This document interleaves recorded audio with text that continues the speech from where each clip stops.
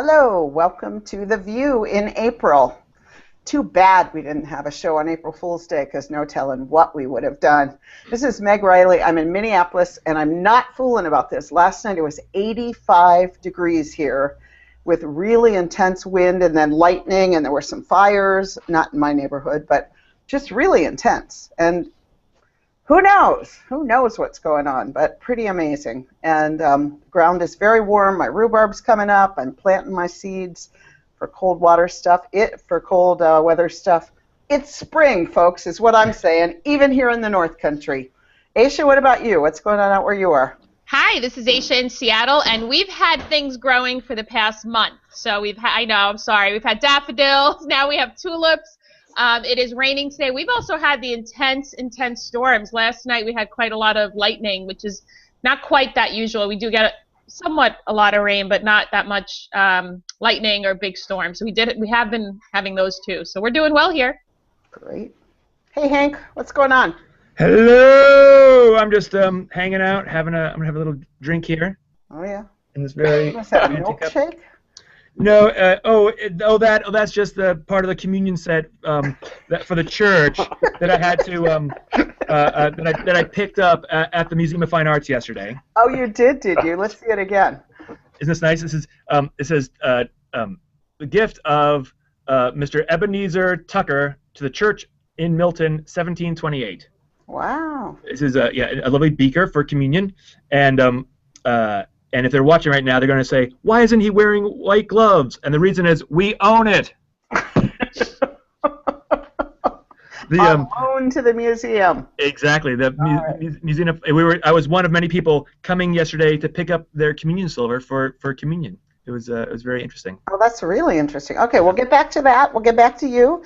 We've invited Bob LaValle to be visible today. He's usually hidden behind that chalice. I love to be visible. Buffalo is beautiful today. It's going to be 60. I'm shocked to discover that I have a lawn. There's grass underneath all that white stuff. But you know, it's actually, there have been these lovely nighttime skies it's very, very clear, and these lovely nighttime skies the past couple of days, which is it's a great thing to step out of your house at night and appreciate that. Oh, that sounds beautiful. Huh. So it's no clouds, you're saying? Yeah, perfectly clear. Wow. Excellent. And flying in from, I'm not sure where, Joanna Fontaine Crawford has joined us. Joanna, what's up? Oh, just in Austin, having computer problems. Oh, how fun. Yes. But it's kind of overcast, kind of cool, but, you know, nothing big happening here. I don't know if you saw, there was an April Fool's article on, Nori Ross posted it, that Colorado Springs was going to open a cat park for the cat owners who were jealous because of the dog park, and I tagged it and said, Joanna Fontaine Crawford, this seems like it would happen in Austin.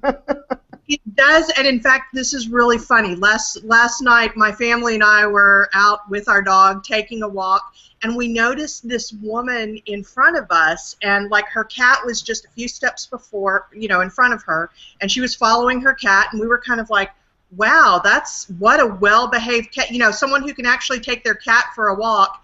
And then she had a friend behind us who was like, no, if y'all could please stop, she's trying to catch her cat. There's no such thing as a well-behaved cat. No. Rob Keithan used to say that what he did was whatever his cat was doing, he would order it to do that, and then it would look like he trained his cat really well. I do the same thing with my kids. There you go, exactly. Well, we're excited today to be joined by Jude. I didn't ask you how to pronounce it. Geiger? Yeah. That's right, Jude Geiger, okay. Yeah. I got it on the first screen. And Halcyon Westall, and they are involved with the Fahs Collaborative at Meadville Lombard and in the movement, and we're really excited to catch up with them about that. But before we do that, Jude, what's up? What's up where you are? Well, we've had it's been in the 30s or 40s, and yesterday I began why don't you tell folks where you are, actually? I'm in Huntington, New York. It's in Long Island. We've started a local strike. We're wearing bright-colored T-shirts to convince winter to go away. Wow, when New Yorkers wear bright colors, it's serious. Kind of a terrifying color. You put it on an Easter egg, and it's been working. We're up into the 50s now, so that's great. and it's a bright sunny day. I was so sorry to hear about the fire out in the East End. Oh, yeah. Have you heard anything? Yeah, about it was that? a shock. We Southold burnt down, I don't know, 3 weeks ago now. Old congregation, one of the very Beautiful few building. like white steeple building. kind of churches.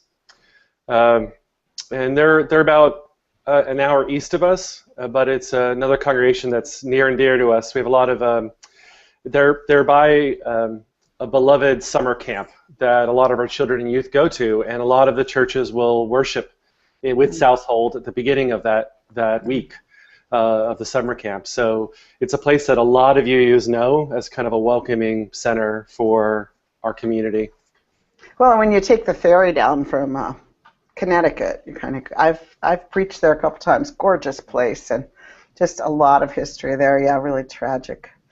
Well, great that you could join us, Jude. And Halcyon, where are you? Well, today I'm out in Chicago at Meadville Lombard Theological School. Whoop, whoop, whoop. And when I came in, it was raining. I don't have any windows, so I don't know if it's cleared up by now, but it's been lovely all week. It's been absolutely fantastic. We've been meeting with a group of folks who are redesigning our beloved Conversations curriculum, and it's just been so wonderful to work with these folks. So I'm flying high. Oh, that's excellent. Excellent. Well, today I'll just say is a big day for people in search. I know all of us wish you the best as you perhaps are saying, I might as well watch The View for the next hour because I can't even concentrate on cat videos right now. No, really seriously, I know it's a stressful time, and both for congregations and for ministers, may it be a day where dreams come true. I know, Hank, you keep a special eye on this with the hot stove. Holy cow, it's busy. It's a busy. There's a couple of congregations that are just ruining my brackets.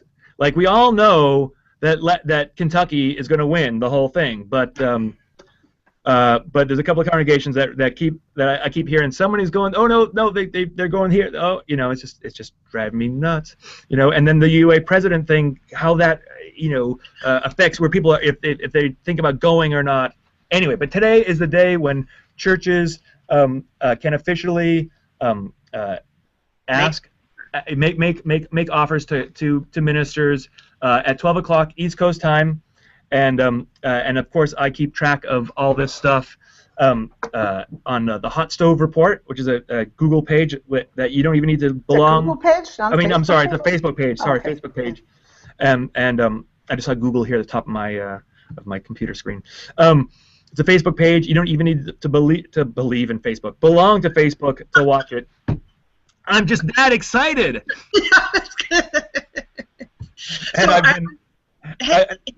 Hank, have you ever been able to actually make an announcement on Thursday, or is like the earliest Sunday after people announce it at churches? There's a few places, and actually I will be. You know what? And if we go to 12 o'clock, I will make the first announcement here.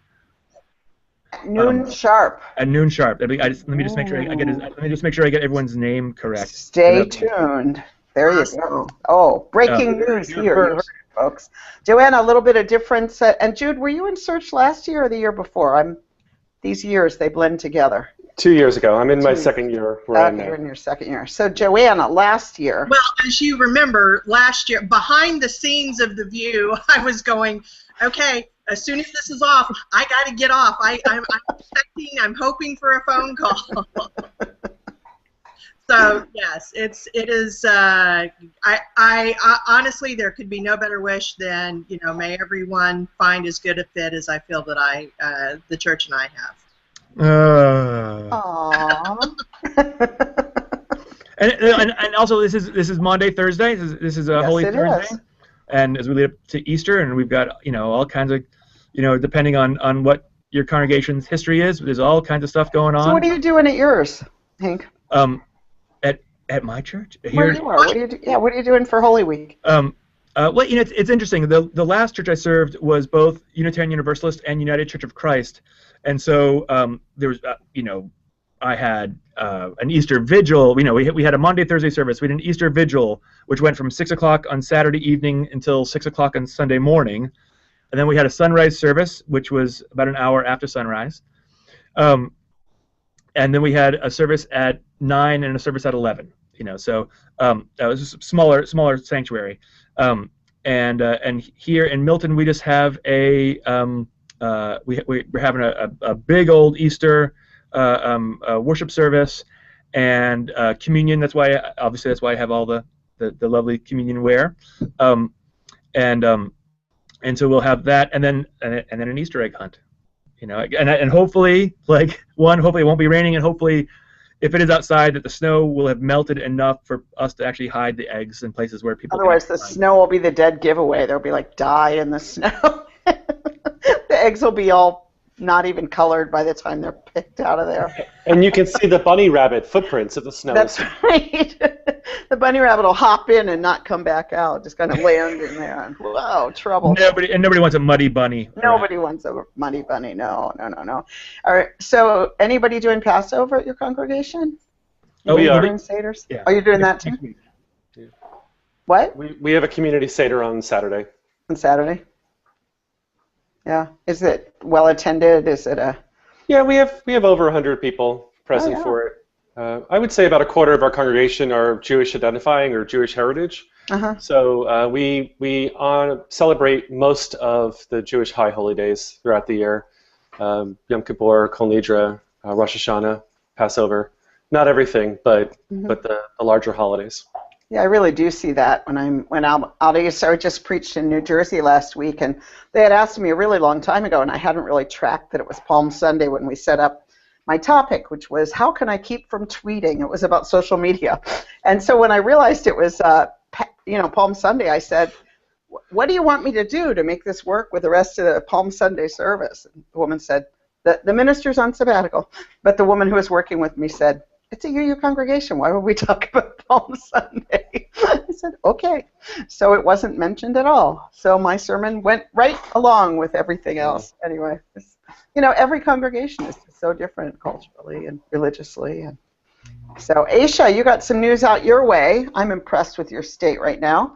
Yeah, this is we are very into LGBT rights, and everyone's indignant about what's happening in Indiana. So the governor banned all state-funded travel to Indiana.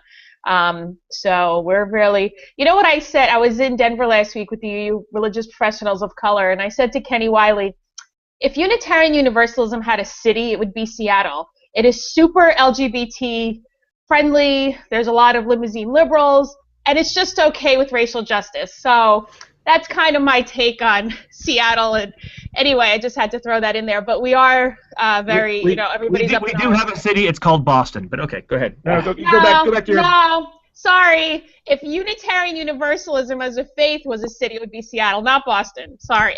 You live in Boston, but so Aisha, before this turns into a fist fight, let me just ask you, how was the meeting for the religious professionals of color? What did you guys do, and how many people were there, and what was it like? We had about 70 people. It was, as it is every year, so rich, transformative. To me, and it's what I say every year when I'm there, it is the future of Unitarian Universalism in that Rosemary Bray McNatt was there, so it was awesome to give her lots of hugs and love.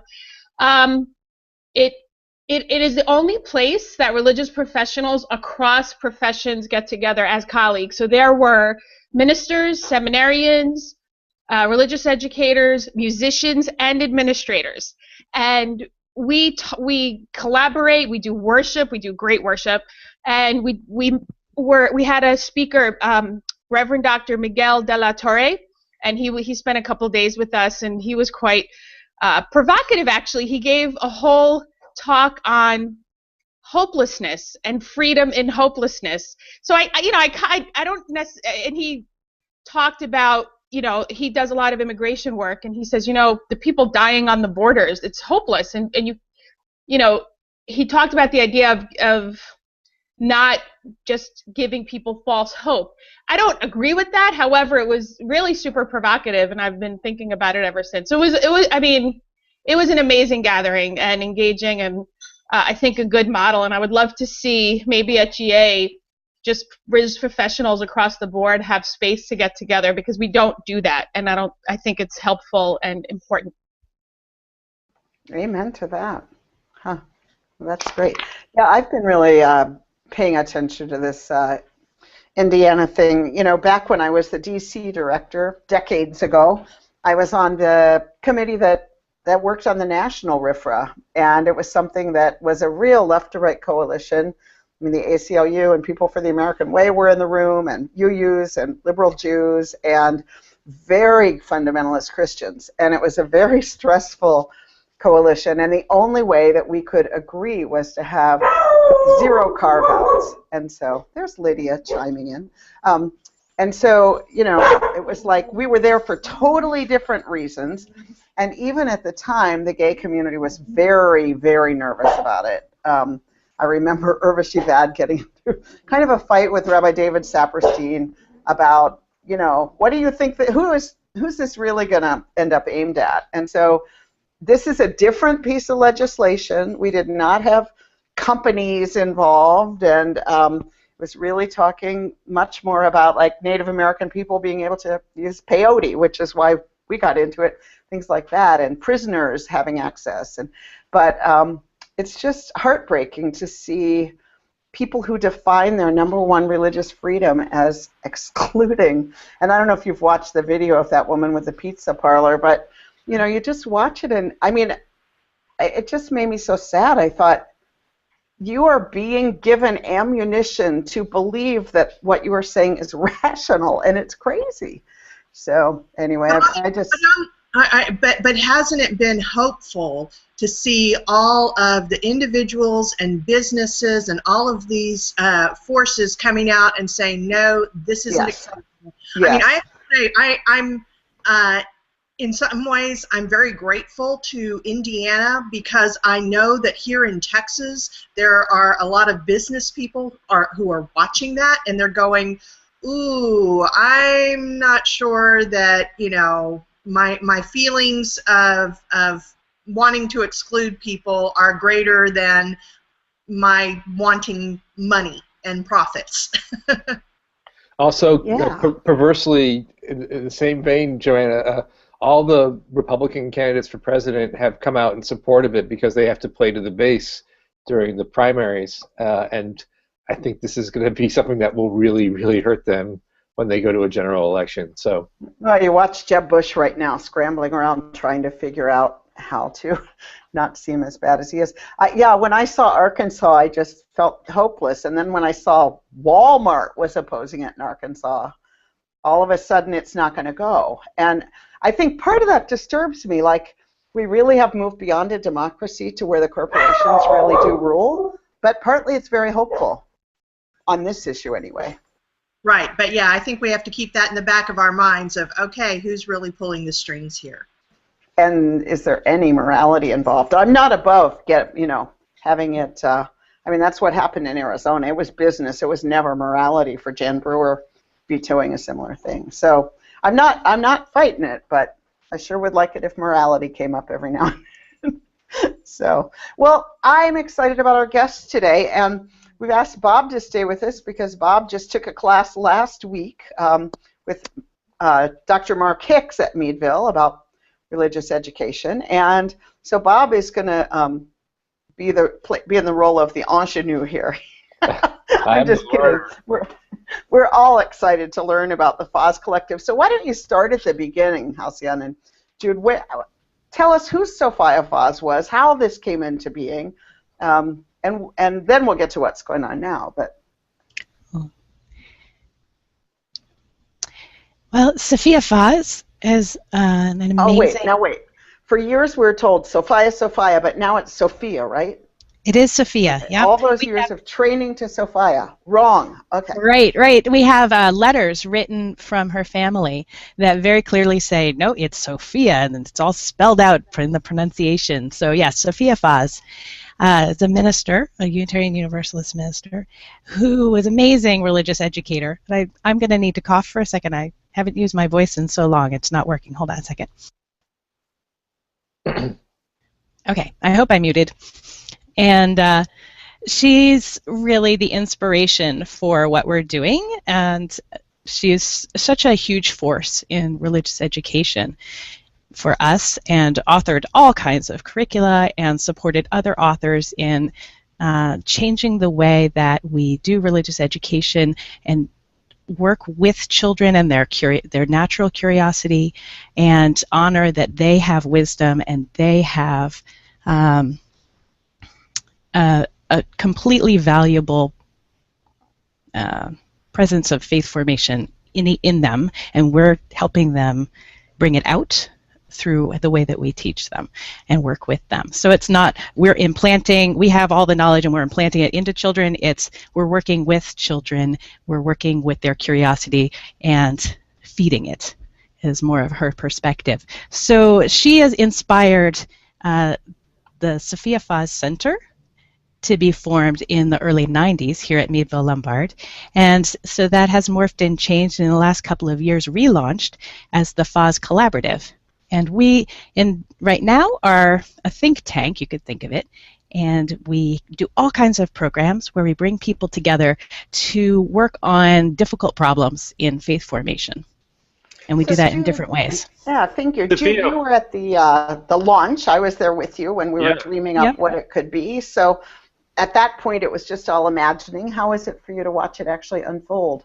It's really kind of developed a lot faster than I thought it would, and frankly, I mean, when you start up a new nonprofit kind of wing of anything, it usually takes several years for it to get going. But Mark Hicks and Halcyon and a lot of institutional wisdom at Meadville has really had it create a lot of brainchilds, I guess. You know, there's a lot of programming coming out that's doing some really innovative work. A lot faster than we're used to seeing things get responded to in the denomination, I think. So anytime you have a problem you can't sort out, you know, you can go to the Fahs Collaborative and say, hey, we're looking for some way to kind of discuss this. Do you have some format that's got an anti-racism, anti-oppression lens on X, Y, or Z? And the collaborative will pull together all of our different folks that are experts on this, that, or the other thing, and put them in a room together, whether physically hold on. When you say the collaborative, and the collaborative pulls together, how do you call a collaborative? Tell us how this works. Well, so, you know, you've got Mark Hicks, who's faculty at Meadville, who's also the director of this program. And someone will send in a request. I have this idea. We have this challenge in our community. How do we want to think through new ways of welcoming people in worship, for example, or we want a curriculum that will help, like Beloved Conversations is one of them in a way. You know, it started out as how do we address this need some churches have to see anti-racism work as a spiritual practice rather than a psychological or a pastoral need. You know, what's the spiritual side of this work? And he will, or collaborative, will bring together, find folks who are experts on pedagogy or maybe small group discussion or someone that really knows this angle of working with white privilege and put them in a room together. They'll give there's a model on reflection questions on how you think through this. Like here, keep this in mind, you know, when we put together this multi-gen worship for the denomination, there's a checklist of here are developmental needs on how children or youth or adults at various ages will live and interact with each other and learn. How do they learn? And you want to make sure you've got all these touchstones kicked off. And it's also, there's lenses on not making this mistake, or how do you stretch into this other area around anti-oppression work, for example. So we bring a website. It's we bring people together in person to work on these problems, and so we have things like the curriculum incubator that Jude mentioned for Beloved Conversations, or Sophia Fahs Sunday, where we brought in that case, we noticed the need for a tool to help congregations do shared ministry between ministers, religious educators, and musicians. And we said, well, if we want there to be if our goal through the Excellence in Shared Ministry report is that our staff teams need to work together and be able to create meaningful worship together, and folks don't have a lot of practice doing that, we could give them some tools right? So that's what we were doing. We brought together ministers, religious educators, and musicians into the room and used our process and said, here's the need, let's think things up. We do it in person and then work online afterward. And so we came up with this amazing worship packet. And I think Bob is putting the link for the worship packet on the screen sometime. If folks who are watching click on their showcase, they'll be able to see that. I'll also, I think we'll be able to keep talking over it. I'm going to screen share the website so people can see how it looks. It's the FahsCollaborative.com is where the worship packet is, and you can see there's a big button for clicking on it over by the picture that looks like this of Sophia Fahs. All right. Everybody seeing that? All the tools are there. All the graphics are there that you use for publicity. We wanted there to be something really easy so that overworked folks in the congregation, the leadership team, whether it's the professional leadership team or volunteers, could just go there and use this and get some practice in what it's like to do a multi-generational celebration of faith formation. So it's all there, and we want to continue doing that year after year. So we have projects like that for solving a problem, for filling a need, and then we might have something like the Fahs Fellows. We have 3, you have to just give your email address so that we can follow up with people and see if they like the materials. So that's what you're seeing on the screen right now. We have the Fahs Fellows who think up a problem. They're like, we've noticed there's this thing that we need to solve, and we just encourage them. We bring them together and we give them resources, and they can bounce ideas off each other. So there's that sort of way that we do our collaborative work as well. And we have lots of programs, but what sort of questions? Totally cool. Aisha, how does this affect, you're a religious educator on the ground, what difference does this make for you? Well, having resources, just, that, because what's been happening in the RE universe probably for eons is we're really good at being collaborative with each other, but crossing the river to other leaders, religious professionals, has been a little more of, for many reasons, a challenge. So having something like this is accessible to everyone, and even having the model, which is what happened with the formation of Tapestry of Faith also, is bringing together ministers and musicians, and so this is a continuation of that, and having it be so accessible is really exciting. I do want to give a shout out to Sophia Fahs. If I had a personal patron saint, it would be her. She was a total badass in her time and prolific writer, and she was ordained in her 80s. So, I wish I was, able to ask her, like, did she feel pressure because she wasn't taken seriously, even though she wrote tons of books? Did she feel pressure to be ordained? But she was, and that's great. And she's also faculty at Union Theological Seminary. Yeah. She was one of the first women to be faculty. She and another woman at the same time were the first at a major Christian seminary to be ordained. Yeah, she was just total badass. So I think she, just as a person, I really admire her. So I wanted to just say that. But on the ground, I mean, this is, and Mark and Halcyon and Jude, you've all been so visible, and at Loretta, and it's exciting, and my hope in terms of connecting it to Unitarian Universalism is that it's transformative for who we are in our faith, and we move forward in an imaginative way, because we will start transforming when our imagination grows. So that's what I love about this, and it's exciting. I'll piggyback on that, Aisha. One of the first products of it that I think that has disseminated, Karen Bellavance Grace, she was one of the first Fahs ambassadors, and the full week faith program that a lot of our congregations are moving to, I didn't hear about it until she did that work with Fahs, and then it's pretty much caught on wildfire, where how do we move away from church being on Sunday only to a space where church is all the week through, and how do you bring spirituality onto your dinner table, for example, every day? Yeah, and it's also, I think it's brought religious education in a I don't know, not more important way, because it's always been important, but really acknowledging that, yes, this is as important as worship. Isn't everything we do religious education? So that's also really great. But yes, full week faith has definitely caught on like wildfire. one of the things that's wonderful about what we do is there's these sort of spheres of collaboration, and we're working all in individual sphere of like Beloved Conversations, which is a program where congregations can meet together in small groups and talk about race and identity as faith development work, and it's just transformational. And I'd love to hear more about that, Halcyon. It's amazing. And also, Aisha's congregation is one of our Beloved Conversations congregations, so she can speak to it as well.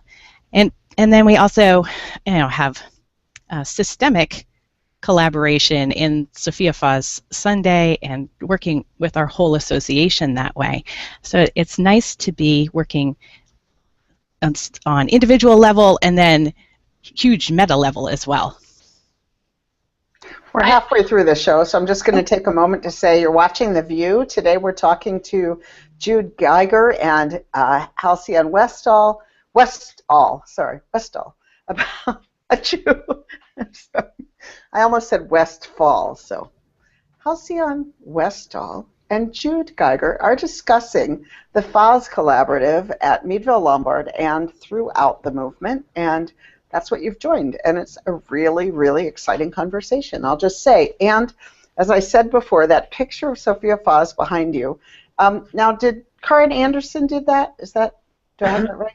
I think she drew that. Yeah, this is one of the pieces that was commissioned for Sophia Fahs Sunday 2015, Journeys of the Spirit.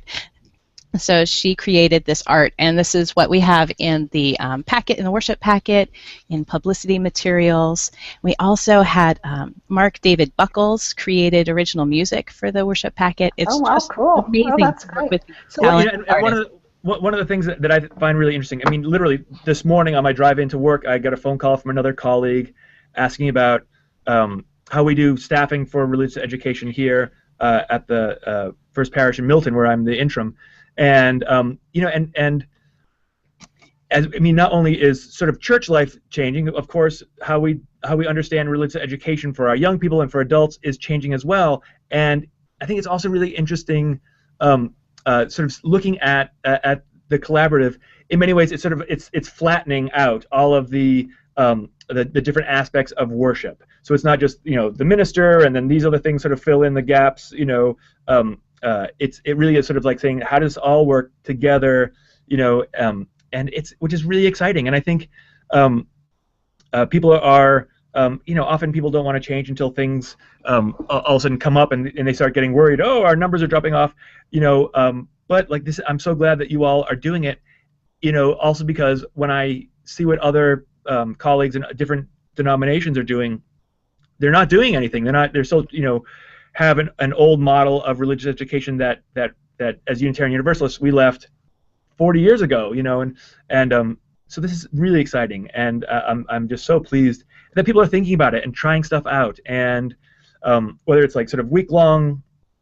I mean, I was convinced years ago that having like a summer program for kids where you have them for 40 hours in 1 week, and someone said, and it was pointed out to me that like this is more time than people have their entire church year. The kids don't get 40 hours of Sunday school, so being able to throw them in for 1 week is great, and so I'm just so pleased with all of this. This is just so great, and that painting's that drawing's pretty cool too. Yeah, right. Oh. One of the things that I have seen and found frustrating is it seems like we've been giving kind of an implicit message that worship is for adults and religious education is for children. Do you think that this is going to help kind of blur that, get rid of that, help with that? I think it's one of the directions we're trying to go with it for sure. I mean, the packet that was sent out this year doesn't even have a sermon in it. It's got a series of like 8 or so reflections from educators and ministers and lay leaders about moments that were transformative in their lives. But it's shorter pieces that are 300 to 500 words that are said in a way that are friendly to all ages. So you get to see. Which is a lot like we do worship online at CLF. I mean, it's because many short pieces give more ways in, for one thing, and more companionship, but also because people aren't used to thinking in 25-minute blocks most of the time anymore, which some people are very upset about. Do you think, Jude, do you meet resistance to shifting models? Well, we do both at our fellowship. You know, on Easter in 2 days, it's going to be a multi-gen service where the educator and I have 3 moments where we're doing children's homilies, basically, on different aspects of trust and the resurrection and the Passover story. And then other Sundays, I'll do a 25-minute sermon. But it's the expectation that worship has to be one way, the same way, every week, is theologically, I think, a little bit against our own theology. You know, that this is the way things are and they have to always be that way is kind of an ego thing, and it's no longer about worship or spirituality. It's about adherence to a doctrine or a creed, and that's not my faith in Unitarian Universalism. Are there churches moving towards... Sorry, Joanna, I interrupted you. What? I said, you mean making the transient permanent? If you were to quote somebody, yes. One of the nice things also that Jude was talking about, the breaking up the service into smaller stories, is we're hoping that congregations will work with this and make it their own. Sure, it's fantastic and you can use it as is, or you can encourage voices from your own congregation to tell their story of a transformational moment, and that would be excellent. That's what we're hoping for. For example, in my own fellowship, we're not going to use it exactly how it is. Like we're going to modify it and do it for our Bridging Sunday. So we're hearing stories from youth and adults at moments of transition and transformation, and that will shift into the Bridgers also telling their moments, amongst, you know, hearing from some of our great leaders in our denomination. So they're put in context like that. And it's meant to be that way. It's because we know we're going to have a small fellowship that needs to use it, and we'll just pick it up and run with it. Or you might have a large church that just takes a couple of the stories and adds them into their own service, or does it for a children's chapel. And the designers had that in mind. One of the things we're doing at East Shore in Bellevue is a Where Are They Now service on Mother's Day. So there's a group of folks who've been at the church since the 70s and 80s who were youth advisors at one time and worked heavily in the RE program, are finding adults, young adults, older adults who grew up at East Shore and were part of the RE program, and they're going to come back or send videos of where are they now, what are they doing now, how Unitarian Universalist religious education and growing up at East Shore, what they carry with them. So I'm looking forward to it. It's going to be super exciting, but that's one of the things we're doing. That's great. Yeah. I really want to hear more about the nuts and bolts of how Beloved Conversations work. It's so intriguing, and you know, we have this holy grail of developing multiculturalism within our congregations, and people point to this as a tool. At East Shore, this is our second year. This is the 4th class that's actually going to start this weekend. They're doing the Peter Luton, the senior minister, and Rhonda Brown is the co-leader. This is the 4th group that'll go through it. What's been interesting, okay, I went through it. I highly recommend it. It is an 8-week program, and what happens? Begins with personal stories. It's what Mark has done is combine what we know about microaggressions and racial justice. But he doesn't start there. He starts with you. What is your story? And so he begins with personal questions. We watch movies, and he really personalizes it, because when you come from a place of, here's my story, let me hear your story, and that to me is how I experienced the crux of the program and what made it work. I will say, I don't think it works as well when there's no people of color in the room. I do think there needs to be a few people of color. That is definite. Aisha, I just want to let you know, you're going to be so excited because Rhonda Brown, who's one of the leaders at Aisha's church, who leads Beloved Conversations, was part of our resourcing team this week, and we came up with amazing material and shifted some of. We've now had 2 years of congregations using the program and giving feedback and seeing what was excellent, what needed to be tweaked, and so a lot of the things that you might be like, oh, I wonder about this piece of it. I just can't wait for you to use the latest edition and tell us what you think, because it's wonderful. It's wonderful. Yeah, I think the other compelling part, which I don't think we mentioned, is how it started. So Bill Sinkford, when he started at First Church in Portland, found that his congregation just wanted him to talk about race. And he said, hey, I'm your senior minister. I'm not here only as an African-American man. And he called Mark and commissioned him to put this together, which I also think is a compelling part of the story. But so what was it? The interesting part, Bob, I think that I want to point out is, since this has been happening, people who've gone through the program have now been lifting up different issues in the congregation as a result, including being welcoming to children, expanding our lens of what it means to be inclusive. And so we've had conversations at board meetings, at committees, and I'll hear things come up from folks who've taken Beloved Conversations that I'm almost sure wouldn't have come up if they didn't.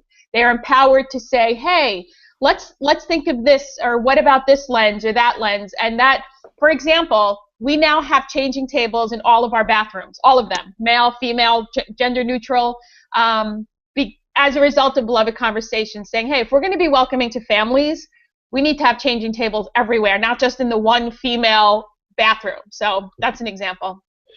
How many congregations are using this now? Ooh, we're over 30. I don't know that I could give you an exact number. Maybe around 35 right now.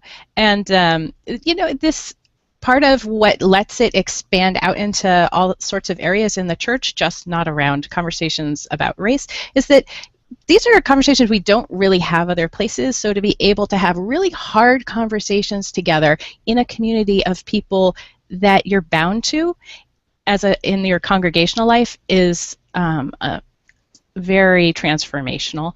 And then you've practiced that, and you know that you can have these really hard conversations, and you can try it out with other things that are difficult to talk about too. I have a question. So, and maybe, well, anybody can answer this. This sounds like a somewhat risky proposition. And so, how do you know when your congregation is developmentally ready to have this conversation, to do this work? And are there things you can do ahead of time to set the stage?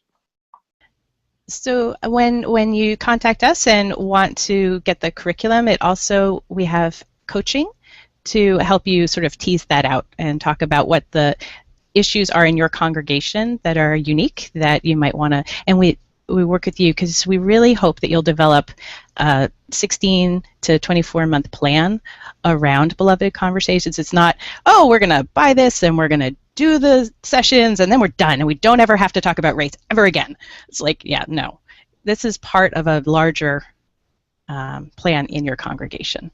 So you talk with our facilitators.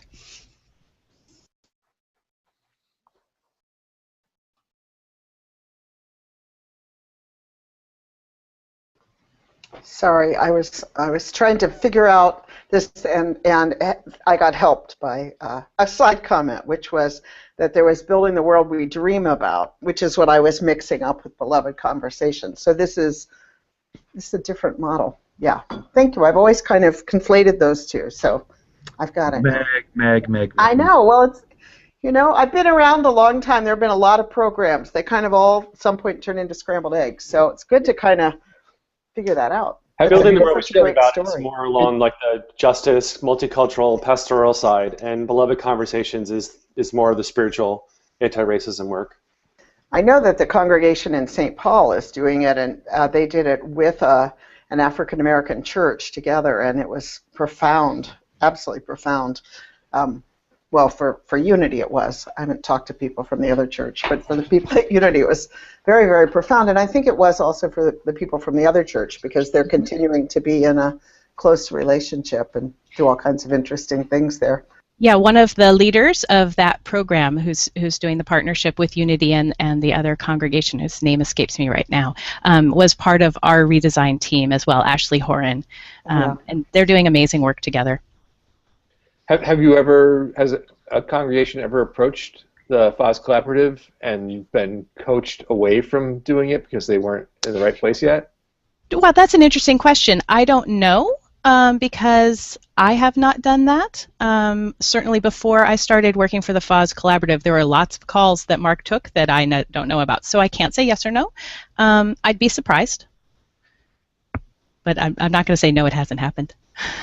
I think the key is the leaders. If you have good facilitators, because part of our, I imagine, work in our congregations is learning how to have difficult conversations, and that is met. It varies depending on who the minister is and who the leaders are in a congregation. However, I would say what I appreciate about the container of Beloved Conversations is it's mindful. The program is mindful about how to have difficult conversations, and it does. I would imagine, again, not being in Mark's head, but I would imagine he's vetting the facilitators first. Even if, right? Would you say yes, Halcyon? I think there's a lot of conversations with who's going to be leading, and I think that we're not outcome based when folks come to us and say we want to do Beloved Conversations. It's not when you finish your 8 weeks you will be here and we see you moving from point A to point B. So that's why I think that where your congregation starts isn't quite the question. It's we're going to work with where your congregation is, and we all have the work to do as a congregation, but individually is where this program is focused. And so it's not about when we finish Beloved Conversations, the number of people of color in our congregation is going to go up 35%. That's not what it's about at all. I love the rolled eyes there.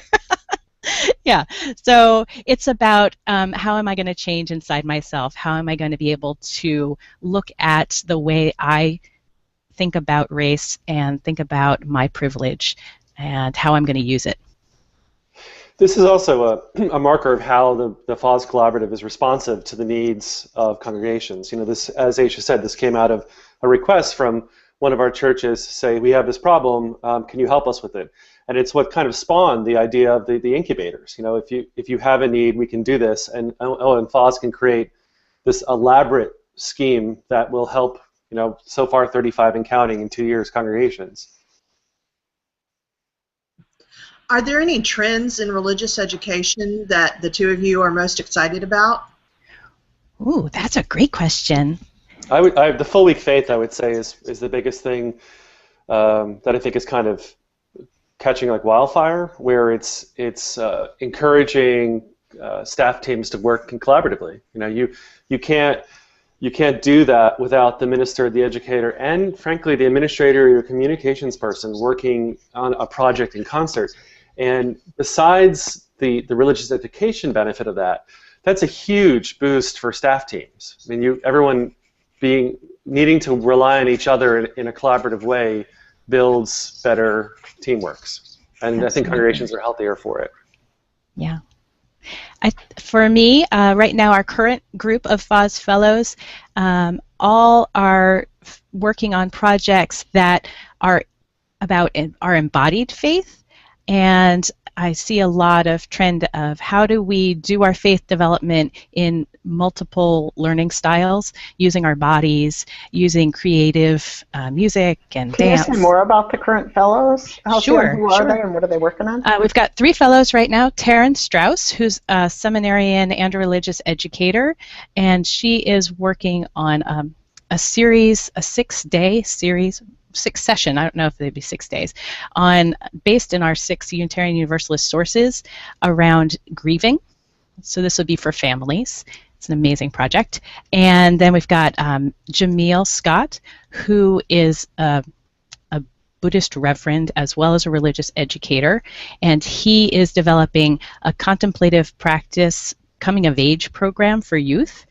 And that'll be on a website, and there'll be levels of training about contemplative practice. It really will go beyond youth, and I can't wait for that to get brought public. And the last one is Matt Davis, who is an theater director and composer and a dancer, and he is looking at interpreting faith formation through dance, and especially in the principles and a way of training teachers, volunteer teachers who might be a bit hesitant around using dance in the religious education setting, so that with videos and really clear directions of helping folks be more comfortable Halcyon, using did you dance. say some of our people would be uncomfortable doing dance in our classes? I'm thinking there might be a little bit of my body ends here going on.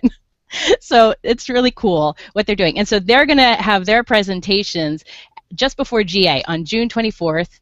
And we've got a fun party that's going to happen that's right after the Berry Street lecture at GA in Portland at the Aimbridge from 3:30 to 5:30. So I hope you'll all come.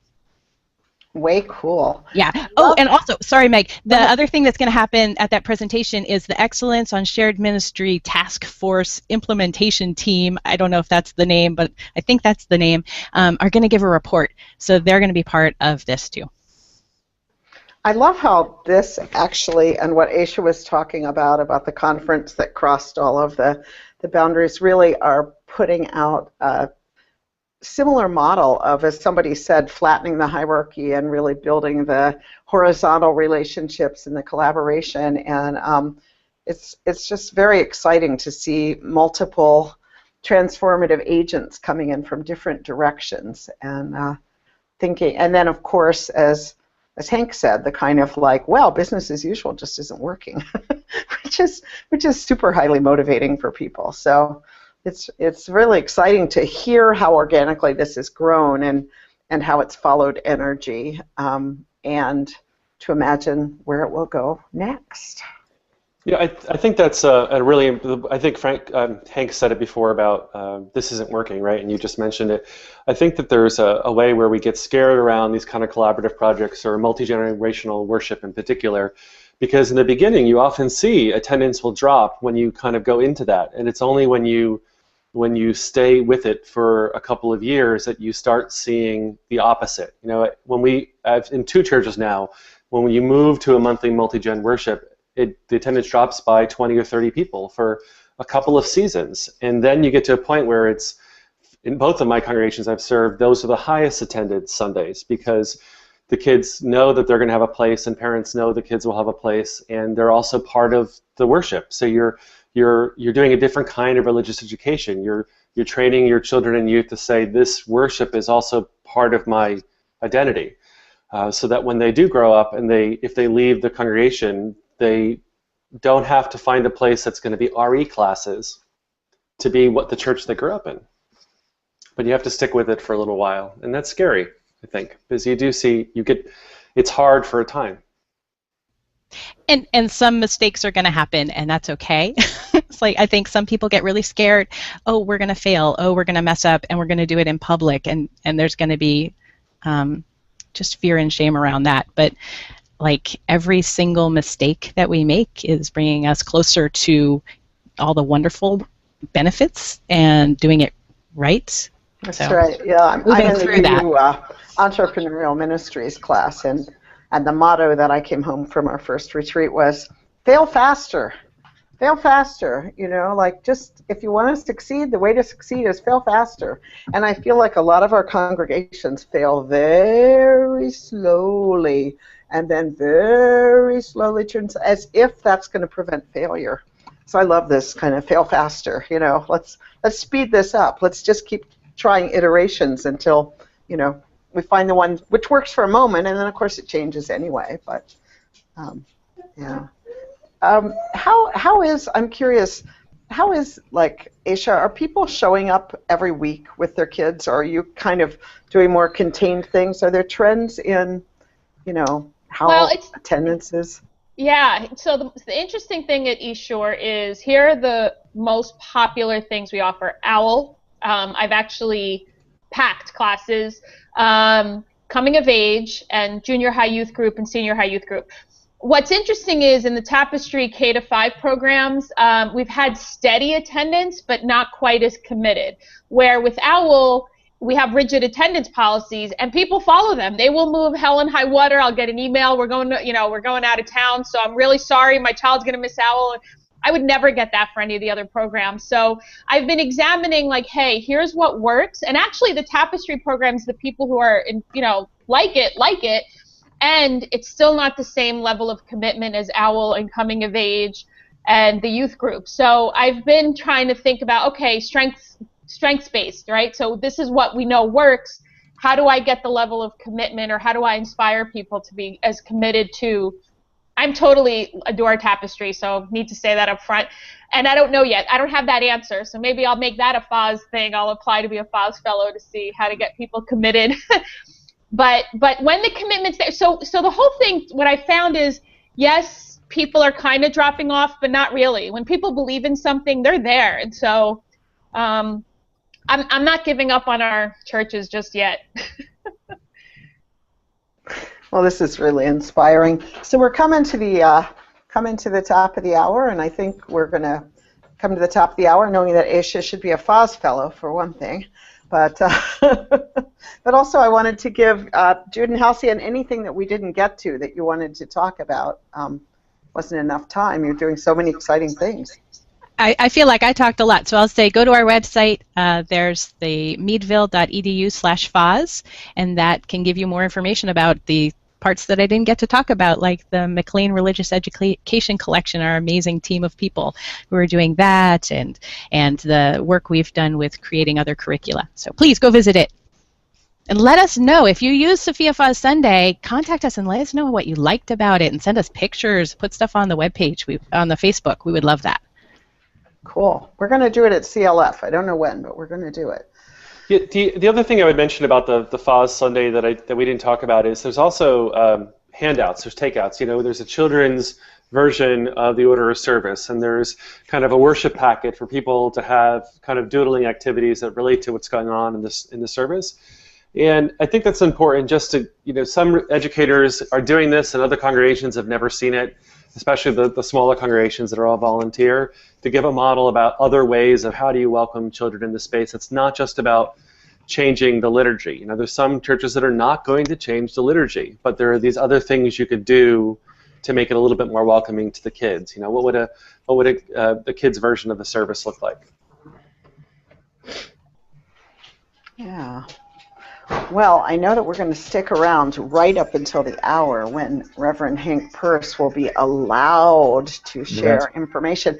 Bob, what would you say you most learned in your class at Meadville about religious education? Was it about? Go ahead. For folks who don't know, I'm a second-year student at Meadville Lombard, and I just had the incredible pleasure to take a class called "The Method is the Message" with Saint Mark Hicks. Methodist is the message. I'm sorry. What? I'm sorry? The Methodist is the message. He's a highly evolved person, Dr. Hicks, and to be in his We classes, knew you didn't mean Hank when you said that. I actually am just going right past Hank, like in a sort of Tai Chi kind of move way. So one of the great joys about taking a class with him, if anyone ever gets the opportunity, is that, you know, he's a master of pedagogy, and he understands that, you know, he wants to role model how to do faith formation as well as teach about it. So it's really so, you know, there's plenty of time to process, and he has a great sense of the arc of a day. We go to class 9 to 5 Monday through Friday. That's how we do intensives at Meadville. So it is intensive, and the nature of the class is to dig into really deep stuff, and so it can be exhausting. He really does it. But the primary focus of the class was to, one, develop an understanding of developmental models of faith formation, to see that it's a spiral that people are on, not a continuum or straight up and down an elevator, but it's sort of, you could almost call faith formation a palette, this idea that people are going to be a little bit in different places depending on the area. So having the ability to look at your congregation or your classroom or even an individual and get a sense of where they are developmentally, and then match both the content and the delivery system to that developmental place where they are. And that makes it sound so simple, and it's so hard. And doing it well, when you see it do well, the way people can just glow in it, is really, it's so rewarding, and I think it's so fundamental to ministry. Like, yeah, all ministry is faith formation in a sense. Jude, Aisha, or Halcyon, you want to chime in on that? I mean, you get to spend time with the guy too. It's Well, I think you're lifting up what's amazing about so many of our religious educators who are really geniuses at that. And I think we don't appreciate it enough, how amazing that is and how connected that is to successful, thriving congregations, period. It's absolutely central. I agree. amen. Amen, amen, amen. All right, it's 12:01. Oh, Halcyon, you want to say one more thing, and then Hank is going to give us a piece of... Oh, I don't want to get in the way of a new announcement. I was just going to lift up that one of the great things that about my work is I get to work with so many different religious educators, whether they're DREs or ministers or lay people. It's awesome. Yeah, it's a good bunch. All right, Hank, what do you got for us? Okay, so let me say, so I'm posting this today. This actually has already been posted on the church's website for a couple of weeks now, but the minister said, no, I want to wait for everybody else, which is great. Which I said like I was posted right away, and he went, no, I'll wait. So, and let me also remind everyone that you can go to just Google Hot Stove Report, and it's number one. The first thing that comes up is this, and also remind everyone to have a good Easter. Remind everyone that most people's responses won't come out till 12. Come on, what do you want us to beg? The Unitarian Universalist Congregation of the Outer Banks in Kitty Hawk, North Carolina, has announced they have invited their ministerial candidate is Reverend David Morris, who's going to come and be their ministerial candidate, and then we will find out. But he's great. It is. They are so lucky them, lucky him, lucky North Carolina, lucky Kitty Hawk, North Carolina. Lucky. How great is that? Just lucky. It's good. Lucky. Lucky. On that lucky note, we'll see you next week. Thanks a lot. Thanks a lot to Jude. Thanks, Fahs. Happy Easter. Happy Thank Passover. you.